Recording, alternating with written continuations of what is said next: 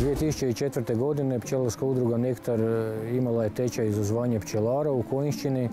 Prijavio sam se na taj tečaj i poslije završenog tečaja za zvanje pčelara kupio sam 5 košnica i tako je počelo moje pčelarenje. Opišite mi svoj prvi susret sa pčelama. Jeste se bojali da će vas izbosti?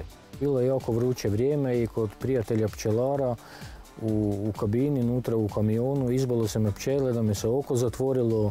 Svega je bilo, eto, nije me bilo za prepoznat. Čuo sam da pčele prepoznaju svoga gospodara, pa koliko vam je zapravo trebalo vremena da bi se s njima našli na valnoj duljini? Pa treba se prilagoditi pčelama.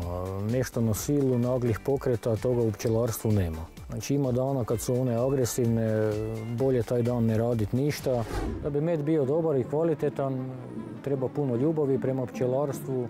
Veliku ulogu odigra i podneblje na kojem se sad nalazimo. Koliko je zapravo potrebno odricanje i briga oko pčela? Posjećujete li ih svaki dan? Pa potrebno je jako puno vremena i puno briga oko pčelinjaka i pčela. Sad ih ne posjećujem tako često s obzirom da je već skoro pa i zima, ali po ljeti svaki dan. Evo, pčele su sad trenutno u košnici, no važno je napomenuti da one zapravo ne spavaju zimski san. Točno, one ne spavaju zimski san, one su sad u stanju mirovanja. Znači, formiraju se u klupko i tu zadržavaju temperaturu i cirkuliraju. 2005. godine sudjelujem na prvom ocjenjivanju meda u Zagrebu i tu postajem šampion s bagremovim medom. Do sada ste osvojili bezbroj nagrada. U čemu je tajna vašeg uspjeha? A neke tajne i nema. Bitno je imati jake zajednice, zdrave zajednice, puno vjerojatno utječe i ovo podneblje. Zagorski bagrem, eto, čulo se da je jako kvalitetan. Zdrava, jaka zajednica godišnje može imati 40 kg meda. Recimo dok cvate bagrem i dok medi u jednom danu mogu pčele donijeti do 8 kg nektara. Opišite nam ukratko proces nastajanja meda. Pa pčele sa cvjetova skupljaju nektar, dakle sok i nose ga u košnicu. I unutra daljnjom preradom pretvaraju taj nektar u med. Koliko pčela živi u jednoj košnici? Pa smatra se za nekoj srednjoj zajednici trebalo je biti oko 50.000 pčela. Od davnina se zna da med korisno djeluje na ljudsko zdravlje i ne veli se badava da je to sok bogova, nektar bogova.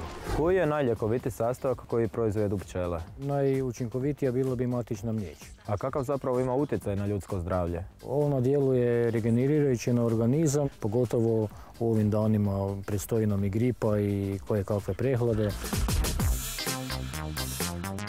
U kojim tegobama pomaže određeni med? Nije neka tajna, recimo bagremov med djeluje umirajuće na organizam, slatkog je okusa, kesten djeluje na unutarnje probavne organe i jetru, livadni med mogu ga koristiti plućni bolesnici i starije osobe. Pčele su jako marljive i jako su korisne u tom prirodnom lancu, međutim puno hodati oko njih i uznemiravati ponekad i bodu, tako da nije baš sve tako jednostavno.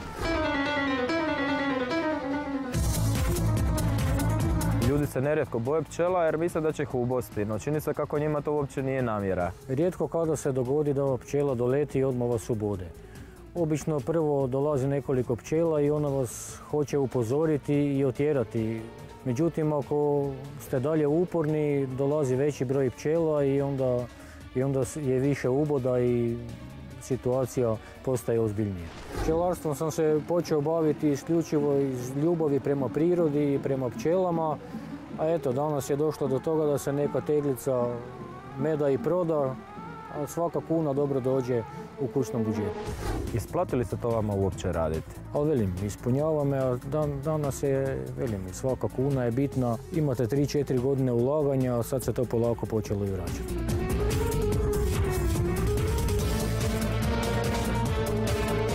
Na kraju otkrite svim našim gledateljima koja je zapravo satisfakcija bavljenja ovim poslom. Puno vremena provodim u prirodi s pčelama, znači manje stresa, uvjeti nisu idealni, nema struje, nema vode, ali usprkos svemu, eto, zagorski bagrem je najbolji na svijetu.